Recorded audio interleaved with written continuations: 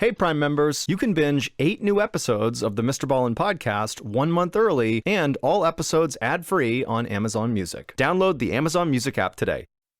On a winter morning in 2014, a woman walked through her friend's massive 2-story house in the beautiful ski town of Aspen, Colorado. She was there to see her friend, who had been away on a long vacation. But so far anyways, her friend did not appear to be home, which was strange. After walking around her first floor and calling out for her friend and not getting a response, this woman made her way upstairs to the second floor where her friend's bedroom was, thinking maybe she was asleep. This woman was about to leave the bedroom when she noticed her friend's big walk-in closet was closed. Since it was normally open, this suggested that maybe her friend was inside the closet. So the woman walked over and opened up the door, and at first, the only thing she noticed was that her friend was not in there either. However, before she turned to leave, she noticed something on the ground inside the closet. And when she looked more closely, she began to scream. But before we get into that story, if you're a fan of the strange, dark, and mysterious delivered in story format, then you've come to the right podcast because that's all we do, and we upload twice a week, once on Monday and once on Thursday.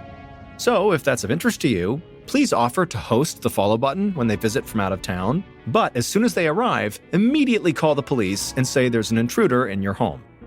Okay, let's get into today's story. If you're listening to this podcast, then chances are good you are a fan of the strange, dark, and mysterious. And if that's the case, then I've got some good news. We just launched a brand new strange, dark, and mysterious podcast called MrBallen's Medical Mysteries. And as the name suggests, it's a show about medical mysteries, a genre that many fans have been asking us to dive into for years, and we finally decided to take the plunge, and the show is awesome. In this free weekly show, we explore bizarre, unheard of diseases, strange medical mishaps, unexplainable deaths, and everything in between. Each story is totally true and totally terrifying. Go follow MrBallen's Medical Mysteries wherever you get your podcasts, and if you're a Prime member, you can listen early and ad-free on Amazon Music. Imagine you're walking through the park one day and you see a suspicious backpack sitting underneath a bench. You report it to the police, and upon investigating, they discover 2 live pipe bombs inside. You rush to clear the area before they explode, saving countless lives and preventing injury. Everyone declares you a hero for a fleeting moment until everything changes and you are declared the prime suspect. This was the story of security guard Richard Jewell. After the Centennial Park bombing killed 1 person and wounded more than 100, public pressure and a media witch hunt pushed a desperate FBI to find a suspect. Despite obvious holes in the case and unethical tactics used by the FBI, security guard Richard Jewell was under pressure to confess. I'm Aaron Habel. And I'm Justin Evans. Join us as we explore the aftermath of the 1996 Centennial Olympic Park bombing in the newest season of our podcast, Generation Y, the Olympic Park bombing. Follow Generation Y on the Wondery app or wherever you get your podcasts. You can listen to Generation Y ad-free right now by joining Wondery Plus.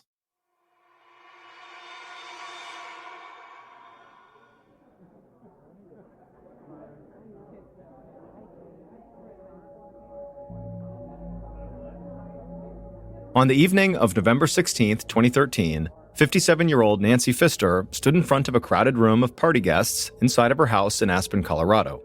Nancy held up a bottle of expensive champagne and called out to get everyone's attention. Her guests turned and watched their host like she was a queen holding court. Nancy had blonde hair and blue eyes and looked like she could have been a model. She told the crowd that she was going to skip winter in the mountains of Colorado and head to the warm beaches of Australia, and she could not think of a better way to spend her last night in town than hanging out with all the people she loved. Nancy thanked everyone for coming, popped open the champagne, and told her guests to have fun. Music began to play, and the guests cheered, and then they all kind of began circulating through Nancy's massive house that sat on over 35 acres of land. And they could look out through these huge floor-to-ceiling windows to get an incredible view of Nancy's property that was covered in aspen trees and surrounded by the snow-capped Rocky Mountains. A lot of Nancy's friends were some of the wealthiest people in Aspen, which was known as one of the wealthiest cities in America, so this was saying something. But the view from Nancy's house was so spectacular, it still made all of her friends a bit jealous. Nancy poured herself a glass of champagne, took a sip, and looked out at everyone with a huge grin on her face. Hosting parties was one of her favorite things to do. In fact, over the decades, Nancy's parties had become sort of legendary. Nancy had inherited millions of dollars and part of the successful ski resort her parents had owned. So Nancy had always had money, and she had always played hostess to the rich and famous who vacationed in Aspen. She had also been briefly engaged to the actor Michael Douglas, she was still good friends with the very famous actor Jack Nicholson, and she'd even hung out with the Dalai Lama. She was also known to have regularly gotten drunk with Hunter S. Thompson, the very famous author of Fear and Loathing in Las Vegas, who had unfortunately taken his own life, actually not far from Aspen, back in 2005. Nancy walked through the large open front room of her house and began to mingle with some of her guests. But she had her eye on a particular couple that was sitting on the couch. Nancy waved to them, and their faces lit up.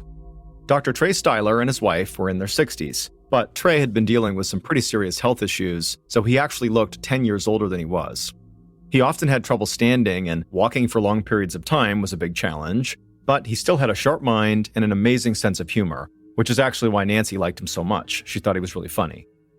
Nancy walked over to Trey and his wife, who also happened to be named Nancy, and she sat down next to them on the couch. And then she asked them how they were enjoying the party. They said they were having a great time, but admittedly, they were already plotting how to clean up the house afterwards, and Nancy smiled and laughed. When Nancy had made her plans to travel to Australia, the Stylers had been looking for a new home in the area, and when Nancy found out about it, she suggested they put that off and just rent her place while she was gone. And she actually said they could just move in right away if they wanted to. That way the house would feel more like a home when they were actually on their own. The Stylers had jumped at the chance. They loved Nancy's house, like everybody did, and they always had a great time with Nancy. So the three of them had basically been roommates for the last several weeks, and as much as Nancy was looking forward to traveling in Australia, she was going to miss spending time with the Stylers. And Trey and his wife felt the same way. Trey had been a very successful anesthesiologist before his health forced him to retire, but like Nancy, he had inherited a lot of money, so the two of them shared similar backgrounds and seemed to really connect with each other. Nancy was still talking to the Stylers when she heard someone calling her name. She glanced up and saw her friend Kathy Carpenter was standing there looking totally panicked. Kathy told Nancy that she really needed to talk to her right now. Nancy told Trey and his wife she'd catch up with them later, and then she stood up and walked with Kathy to a secluded corner of the room. Other guests watched as Nancy and Kathy huddled together and began to talk. It was something they were all used to seeing, but most of them didn't understand why Nancy even bothered with Kathy. Nancy and the majority of her friends were part of a group that others called Aspen royalty. Basically, they were people who seemed to have enough money to do whatever they wanted, whenever they wanted. And a lot of them were self-proclaimed snobs who wanted nothing to do with people outside of their own social class. But Nancy was different. She made friends everywhere she went and didn't care if people had money or not. Kathy was a bank teller in town, and every time Nancy had gone to the bank, she thought Kathy seemed like a very nice person. So one day, Nancy had asked Kathy if she'd like to go to lunch, and Kathy said she'd love to. And the two women hit it off and had become close friends ever since. Now, even though Nancy didn't seem to care about their very different social classes, Kathy couldn't ignore it. And so quickly after becoming friends, Kathy began doing things like picking up Nancy's prescriptions at the pharmacy for her and going to the grocery store to make sure Nancy had her food, and she even helped keep track of how much money Nancy spent, even if Nancy didn't seem to care. And so whether Kathy or Nancy realized this, basically, Kathy had become Nancy's personal assistant, even though obviously Kathy was not getting paid to do this and still had to have her job at the bank to make ends meet. And so back at the party in the corner of the room, Nancy asked Kathy what was so urgent that it couldn't wait until after the party. And Kathy said she was just worried that not everything in Nancy's life had been settled before her Australia trip. And also, Kathy wanted to know if Nancy wanted Kathy to look after her house while she was gone. This was something that Kathy kind of automatically did for Nancy anytime Nancy was out of town. Again, sort of acting like her assistant, even though she wasn't. Nancy was sort of annoyed by this. She didn't feel like talking about this right in the middle of the party, and so she tried to just kind of softly end the conversation with Kathy, but Kathy was persistent and really wanted to know what Nancy needed while she was going to be gone. And so finally, Nancy told Kathy that yes, it would be great if you stopped by the house once in a while and made sure her dog was okay. And also, if Trey and his wife, who were going to be staying at Nancy's house, needed anything, well, it would be great if Kathy could help them with that too. And so Kathy nodded, understanding her assignments, and then Nancy took a swig of her champagne, flashed a smile, and then rejoined the party and left Kathy standing all alone in the corner.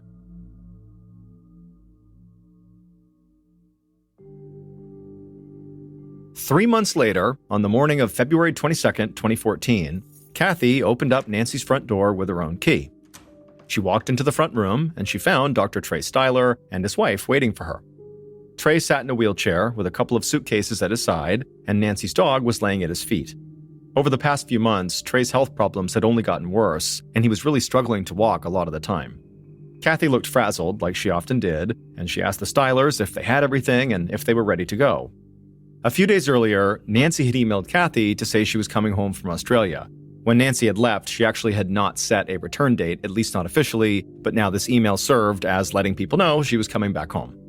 And so Kathy wanted to make sure everything in the house was perfect for Nancy when she got home, and that meant making sure Nancy had the house to herself. So Kathy had informed the stylers that they needed to get out of the house and take all their belongings with them so she could straighten up before Nancy got there. In the front room, Trey leaned down, grabbed one of the suitcases, and put it on his lap. Trey's wife grabbed the other suitcase and told Kathy they were ready to go. But she said they were leaving a few things behind that they would want to come back to get. Kathy suddenly was panicked and said they really needed to make sure everything was out of the house. But in a calm, steady voice, Trey told her that everything was fine. He reminded Kathy that they had been paying rent on the house. They were not just guests here. They didn't want to cause any problems, but they were sure Nancy would be okay with having some of their things still in the house just for a few more days. Then Trey pushed himself through the room towards the front door, and his wife and Kathy followed. They made it outside, and right away Trey began to shiver. The sun was shining, but there was snow on the ground, and it was only about 25 degrees Fahrenheit, so right below freezing. Trey had also lost quite a bit of weight recently, which contributed to him feeling cold. His wife helped him into Kathy's car, and then put his wheelchair and their suitcases in the trunk. Then Kathy hopped in the driver's seat and drove the couple a few miles away to the hotel where they were going to stay until their new house was ready. And then after dropping the couple off, Kathy headed back to Nancy's. That evening, Kathy drove to the airport with Nancy's dog in the back seat. She knew Nancy would be thrilled to see him as soon as she landed. A little later, after flying for almost 24 hours and experiencing a massive 16-hour time change, Nancy finally stepped off the plane in Colorado. She somehow felt exhausted, but also completely wired, and she really had no idea what day it was. Kathy met Nancy at the baggage claim and helped her get everything over to the car. Nancy climbed into the back seat, and her dog jumped on her and licked her face. Nancy was glad to be back. When they got back to Nancy's house that evening, even though Nancy was dealing with major jet lag and felt totally exhausted, no matter what she tried, she couldn't fall asleep. So Kathy just stayed with her that night to make sure she really was okay and that if she needed anything, she would go get it. And then for the next 36 hours, Nancy just really couldn't quite fall asleep, and so she was just totally exhausted and miserable. But then finally, on the morning of February 24th, so a day and a half after Nancy got home, she just totally crashed. Kathy stayed in the bedroom with Nancy for a bit, but when it was clear Nancy really had fallen asleep and was not going to wake up anytime soon, Kathy went down to the kitchen, and she made sure Nancy's dog had plenty of food and water, and then she found a piece of paper and a marker, and she made a do not disturb sign. Kathy knew that secretly, Nancy hated being woken up before she was ready, and so she did not want anybody to disturb Nancy. And so Kathy walked outside, and she taped the sign to the front door. Then she got into her own car and drove back to her own apartment.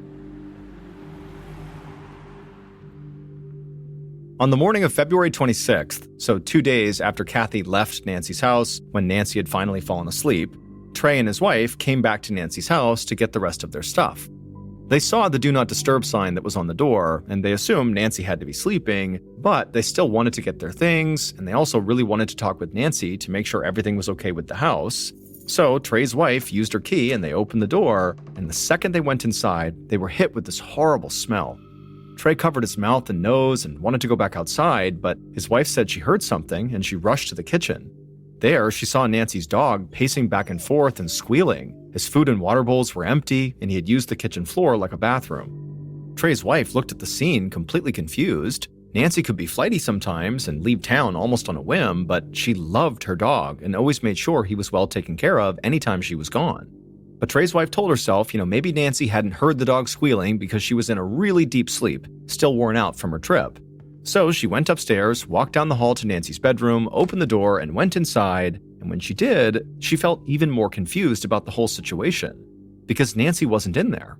And it looked like her bed had been totally stripped, like Nancy had gone to do a load of laundry and never came back or something.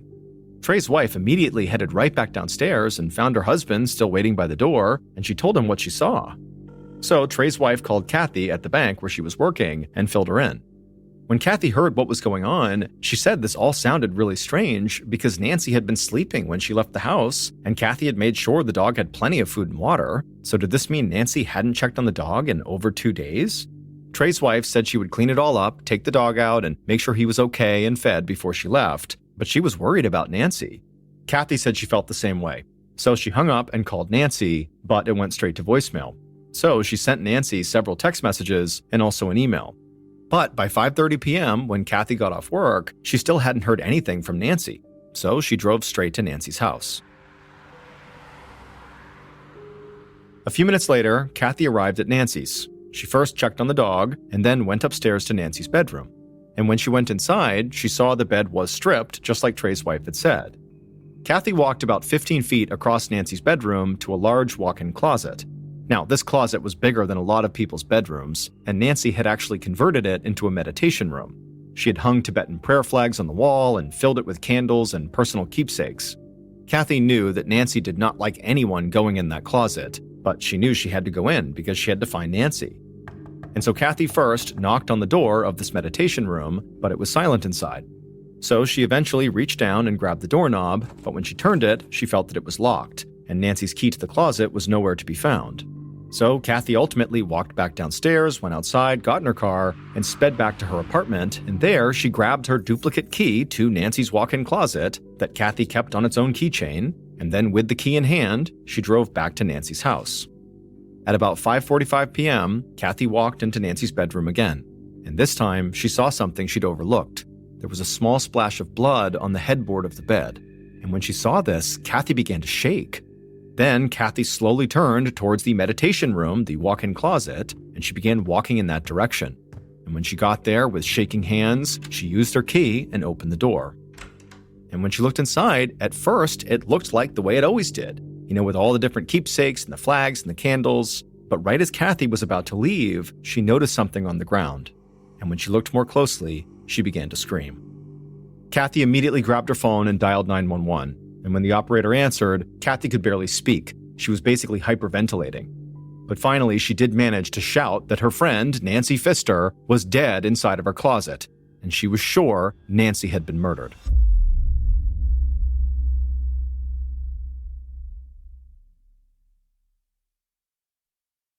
Hey listeners, big news for true crime lovers. You can now enjoy this podcast ad-free on Amazon Music with your Prime membership.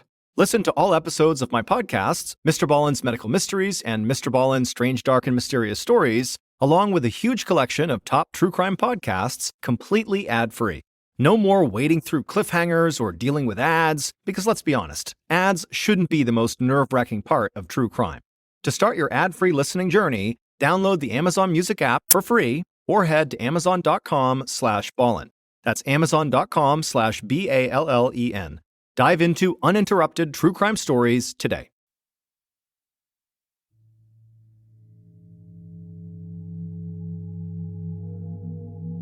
Kathy's 911 call took the Pitkin County Sheriff's Department by complete surprise. Crime was rare in Aspen, Colorado, and there hadn't been a murder in town in over a decade. And on top of that, almost everybody in the area knew who Nancy Pfister was. She was basically a celebrity in Aspen. If Nancy really had been murdered, the county police knew this would be their highest profile case in a very long time. So they immediately reached out to the state police and the district attorney's office for help. And not long after that, an investigator with the DA's office named Lisa Miller parked her car in the long driveway in front of Nancy's house and stepped outside. Investigator Miller was tall with light brown hair, and she was wearing a gray wool overcoat and dark sunglasses. Miller had a reputation for being a staunch advocate for victims and for being very straightforward when dealing with suspects. From where she was standing, Miller looked around and saw all the huge aspen trees spreading out across Nancy's huge property, and she was also able to look inside of Nancy's house through her large front windows, and it was beautiful inside. And so Miller thought, this is like one of the most beautiful places she'd ever seen, if it wasn't for the fact that county police officers were stretching crime scene tape all across the yard. Miller saw a couple of deputies talking with Kathy a few feet from Nancy's front door, and she also saw Sheriff Joey DeSalvo standing nearby with Nancy's dog. Miller waved to DeSalvo and walked over to him. She asked him if he had seen the body yet, but DeSalvo just shook his head, and Miller could tell he was on the verge of tears. DeSalvo said Nancy was a good friend of his. Before he was sheriff, he'd had a bit of a wild side, and actually he and Nancy used to party together. And he also said that he was the one who'd been called in to deal with Hunter S. Thompson's body after the writer had killed himself, and seeing someone he knew covered in blood like that had haunted DeSalvo for years, so he couldn't bring himself to go look at Nancy's body. Miller said she understood and just told him that he would need to tell her everything he knew. DeSalvo nodded and said that Kathy, the friend of Nancy's who had found the body and called 911, had told him that when she went into the bedroom closet, she had found her friend's body on the floor. Nancy's body was wrapped up in some sheets and a carpet, and her hair was matted with blood. That's about all he knew as far as the body was concerned. But there was one more thing that Kathy had told him. Kathy said that she had noticed some of Nancy's pill bottles were missing from her bathroom. Miller thanked DeSalvo, slipped on a pair of gloves, and then walked inside the house with one of the sheriff's deputies. Miller and the deputy headed upstairs and walked directly into Nancy's bedroom. They noticed the bed was stripped, and they saw blood on the headboard. Then they stepped into the closet that had been turned into a meditation room and looked down at the floor. But for a second, they both just stood there confused, because it just looked like there was a blanket and a pile of sheets laying there. And so Miller crouched down, and it wasn't until she was right over the blanket and sheets that she could tell they were actually wrapped around something. Miller kept staring at the pile for a second, and then she asked the deputy if Kathy had mentioned moving the blanket or touching it in some way. But the deputy said, according to Kathy, she had not touched anything in the closet. This made no sense to Miller, because at this moment, it was really impossible to tell if what was wrapped up inside of these sheets and this carpet was actually Nancy Pfister's body. And Miller definitely couldn't see any blonde hair matted with blood nearby like Kathy claimed to have seen inside of this closet. Miller nodded to the deputy, and so he crouched down, and together, they began to unwrap the blanket and the sheets. And as they did, they heard a strange sound, like the sheets were rubbing against something plastic. And then finally, once they had unspooled the bedding, they tossed it aside, and what they were left with was blood-stained trash bags wrapped around a dead body. Miller began to remove the trash bag covering the victim's head, and this is when she saw blonde hair matted with blood, just like Kathy had said. Miller finally pulled the trash bag all the way away, revealing the victim's face, and immediately the deputy lowered his head and told Miller that that was definitely Nancy Pfister. Miller wanted to wait for the state forensics team to arrive before handling the body anymore, so she and the deputy stepped out of the closet and began to search the rest of the house. But during the search, Miller didn't find any signs of forced entry or of a robbery. Expensive paintings still hung on the wall, and Nancy's electronics and computer were plainly visible but looked untouched. And so Miller headed back outside into the cold winter air, and she saw Kathy, so she walked over to her and introduced herself, and she told Kathy they would need to talk at length at some point. But for now, Miller said she only had one question. Had Kathy touched the blanket or the sheets on the floor inside of that closet? Kathy shook her head and said no. She said she really had not touched anything in the closet, and as soon as she saw her friend's body on the floor, she called 911. And so Miller thanked her and went back inside of Nancy's house. Not long after Miller's initial sweep of the house, state forensics officers arrived on the scene. They followed Miller to Nancy's bedroom and began searching for prints, and they also took a sample from the blood spatter on the headboard. Then they flipped over the mattress and found several large bloodstains on it. After that, the officers went into the closet and began to do a thorough search of the body. All the while, Miller kept looking back and forth between the closet and the bed. The bloodstains on the headboard and the mattress made it seem like Nancy had been attacked in bed and then dragged, 15 feet or so across the room to the closet. The killer had also flipped the mattress over to try to hide the bloodstains and then clearly wrapped the body up in bedding and trash bags. And this was not an easy task. Just moving Nancy's body around would have been heavy and cumbersome, and there were so many steps the killer had to complete before leaving the house. And so as a result, Miller knew the killer would have needed a lot of time after killing Nancy, and also a lot of strength to pull this off. Or the killer would have needed a partner. And so Miller thanked the forensics officers and headed back downstairs, and she was still taking in everything she'd seen and heard, but at this point, she was sure about one thing. Kathy had lied to the police, because Nancy's body was not visible inside of the closet. And so if Kathy said she had seen her friend's blonde hair matted with blood, that meant either she did move the blankets and the carpet, and that's how she saw it, and then covered it back up, or Kathy just knew Nancy's hair was matted with blood because Kathy had killed her or had assisted in killing her.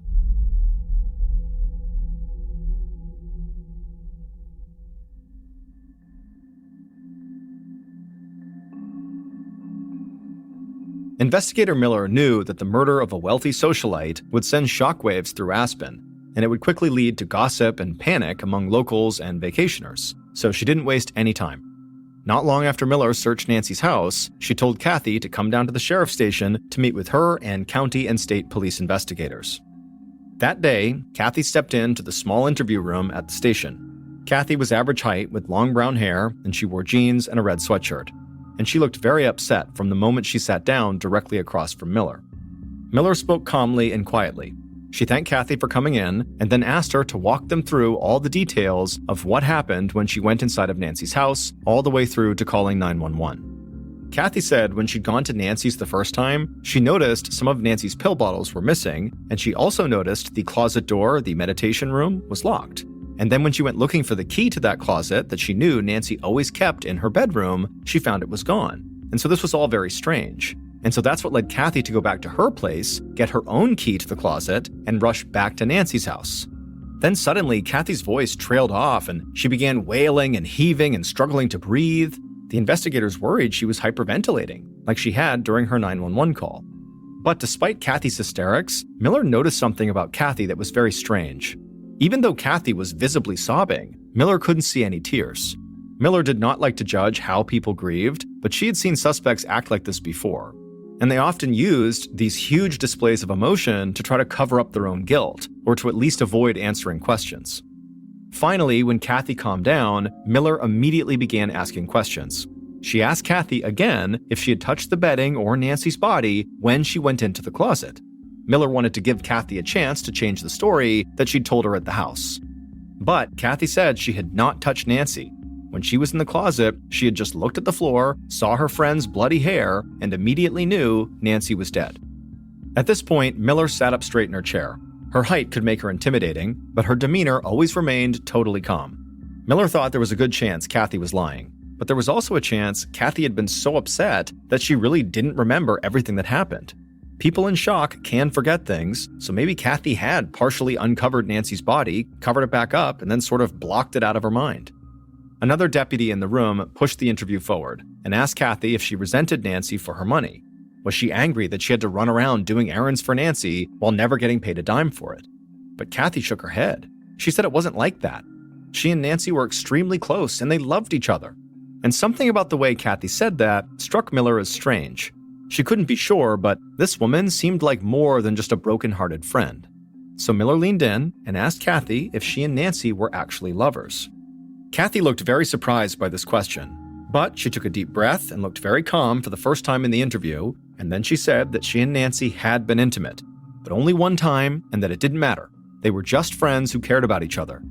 Kathy insisted that she was not some kind of jealous girlfriend and that she had nothing to do with Nancy's murder. Miller didn't show any sort of reaction on her face. She had no idea if Kathy was actually telling the truth about being intimate with Nancy only once, but she thought that if it was true, certainly once could have been enough to complicate the relationship. And so after a tense silence, Miller asked if Kathy could think of anyone who might have wanted to hurt her friend. Kathy sat there silent. An angry look came across her face, and then she nodded. She said she had a pretty good idea of who wanted to kill Nancy. It was Dr. Trey Styler and his wife.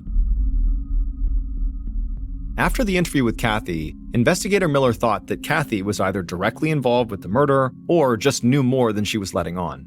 Kathy had easy access to Nancy's house and a key to the walk-in closet where Nancy had been found. Kathy also had a sexual relationship with Nancy at least one time, and she seemed to know details about the body that only the killer would know. But all the evidence pointing at Kathy was still circumstantial, so for the time, police let her go home.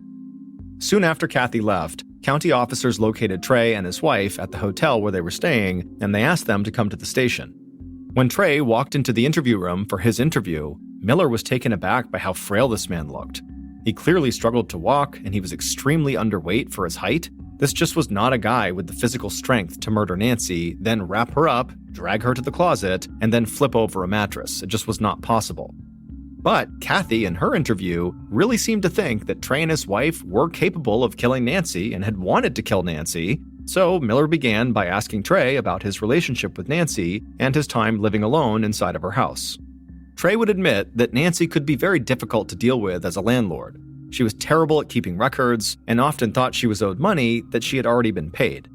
But Trey had said that working with Kathy and Nancy's attorney had made things a lot easier, so any issues he might have had with renting the house always got worked out. When Trey's wife had her interview, she basically said the same thing as her husband. And even though she was not frail like her husband, investigators did not think this slight woman in her mid-60s could have physically carried out the murder on her own either. So by the time Trey and his wife left the station, investigators still believed that Kathy was the most likely suspect. And Miller thought there were two key pieces of evidence they needed to find to directly link Kathy to the murder. There were Nancy's missing pills and Nancy's missing key to the closet. On February 28, 2014, 2 days after Nancy's body was discovered, a county sanitation worker walked along a street checking the public trash cans. A lot of mountain towns in Colorado have strict rules about what can and can't be deposited in public trash cans in an effort to keep bears away. And so sanitation workers literally check the trash cans to make sure these rules are being followed. And so this worker opened a trash can out in front of some shops, and right away something caught his eye. In an open bag, he saw several pill bottles. This type of personal trash was not going to attract bears, but it was still not allowed in public trash cans. So he leaned in to grab the bag, and when he got closer, he saw the name on the bottles, Nancy Pfister. Like everybody in the area, the worker knew about Nancy's murder, so he immediately contacted the sheriff's department. Investigator Miller got word that the missing pills had been found, and she couldn't believe her luck. It was like a prayer had been answered. Then, the following day, a man was walking down the sidewalk not far from where the pills had been found, and he saw something on the ground, glinting in the sunlight. He bent down and saw it was a key, and there was a tag on the keychain that said Owner's Closet. He picked it up and handed it over to a county police officer who was parked nearby. And back at the sheriff's department, it did not take long for officers to realize that this key was the missing key to Nancy's meditation room. And so investigators started to feel like they must have a guardian angel or something. In the span of 2 days, 2 random people had located key pieces of evidence that helped break the case wide open.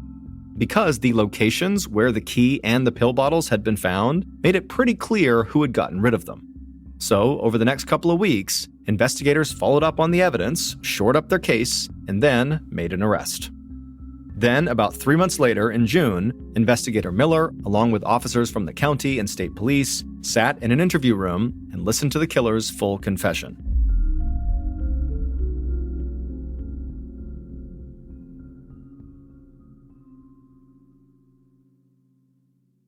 Based on that confession, the following is a reconstruction of what investigators were told happened to Nancy Pfister on the night of February 24th, 2014.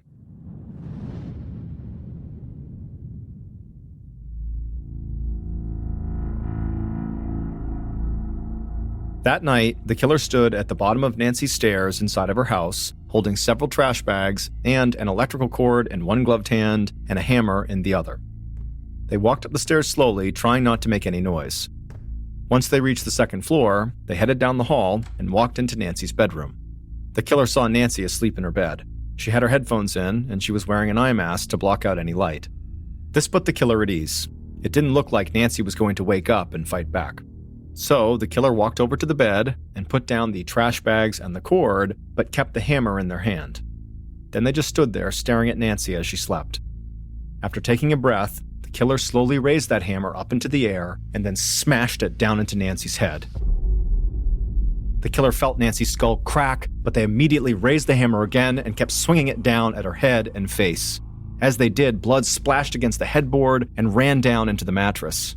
Eventually, the killer stopped their frenzied attack and lowered the hammer, and then stared down at Nancy's now dead body. Then they dropped the hammer onto the trash bags, and then took the top blanket off the bed and placed it on the floor. Then the killer quickly pulled the bloody sheets off the bed and threw those on top of Nancy's body, and then they grabbed the corners of the blanket and began to drag the blanket with Nancy on top of it over to the walk-in closet. When they reached the closet, the killer noticed Nancy's key was sticking out of the lock on the closet door. So they dropped the blanket, used the key to open the door, and then dragged Nancy inside the closet. Then they ran back into the bedroom, grabbed the trash bags, and went back into the closet. There, the killer crouched down and wrapped Nancy's head in one of the bags.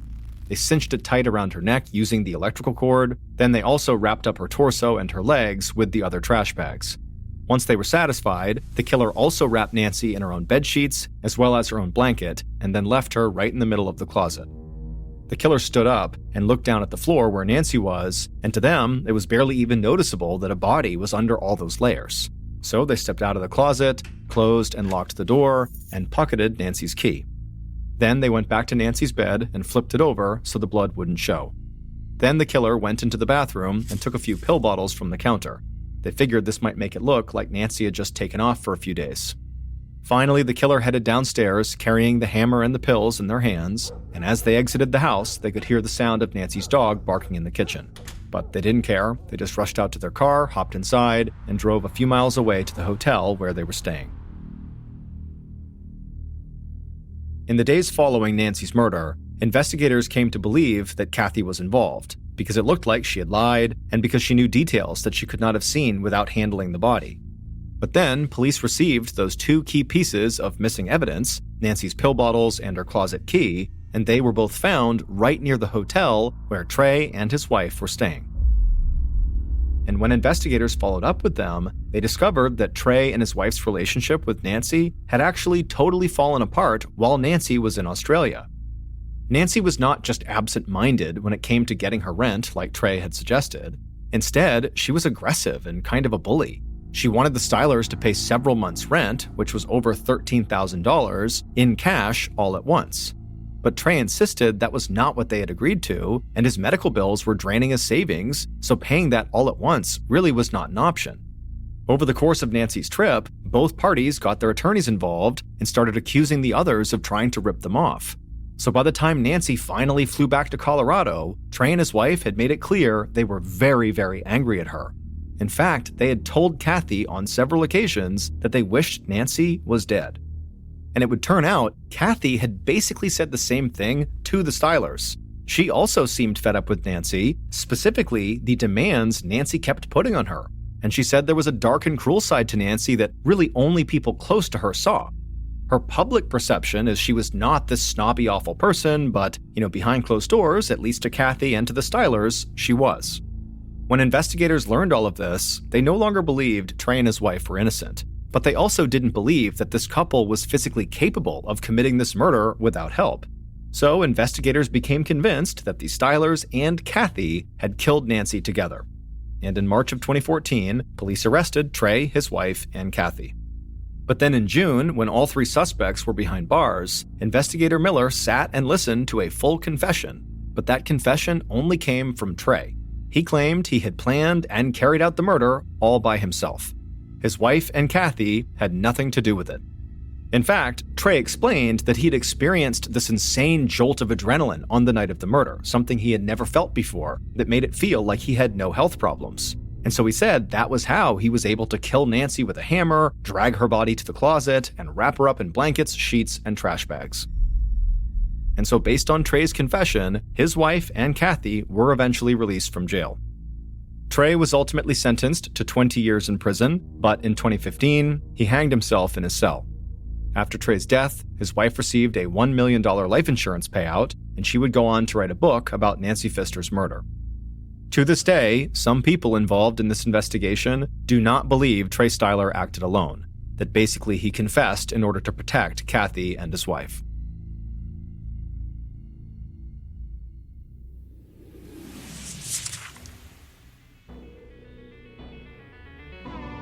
Thank you for listening to the MrBallen podcast. If you enjoyed today's stories and you're looking for more strange, dark, and mysterious content, be sure to check out all of our studio's podcasts. They are this one, of course, MrBallen Podcast, and we also have MrBallen's Medical Mysteries, we have Bedtime Stories, and also Run Fool. To find those other podcasts, all you have to do is search for Ballen Studios wherever you listen to your podcasts. To watch hundreds more stories just like the ones you heard today, head over to our YouTube channel, which is just called MrBallen. So that's going to do it. I really appreciate your support. Until next time, see ya.